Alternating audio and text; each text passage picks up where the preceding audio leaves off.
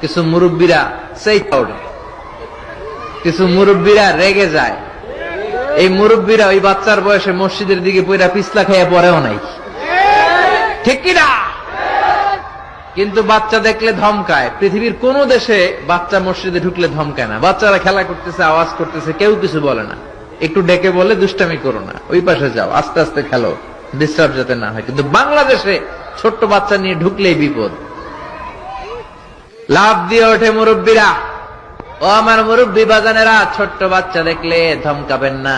আজকে ধমকে যে বের করে দিলেন আর ভিতরে ঢুকবে না, বাইরে সাদাবাজি করবে, রংবাজি করবে, ঠিক কিনা? এজন্য ছোট্ট বাচ্চাদেরকে ঢুকতে দিবেন। আর বাচ্চা নিয়ে যারা যাবেন কাতারের এক পাশে চলে যাবেন, একেবারে ডান দিকে বা বাম দিকে। বাচ্চারা ডানে বা বায়ে রাখবেন, মাঝখানে রাখলে আবার কাতার মাকরু হয়। এটা বুঝাই দিলেই হইল, কিন্তু বাচ্চা দেখে ধমকাবেন না। কোনদিন কোন বাচ্চারে মসজিদ থেকে বের করবেন না, খবরদার, আল্লাহ আপনারা জান্নাত থেকে বের করে দিবে। বাচ্চা যদি মসজিদে যায় বুঝাবেন, আহলান সাহলান বলবেন, সালাম দিবেন। জীবনটা তার এই তো শুরু। এখনই যদি মসজিদে আসে পাক্কা মুসল্লি। আপনি নামাজ ধরছেন কত বছর বয়সে? আপনি দাড়ি রাখা ধরছেন কত বছর বয়সে? দাড়ি এই দেশের মানুষেরা রাখে যখন আর ব্লেড দিয়া কিছু করা যায় না,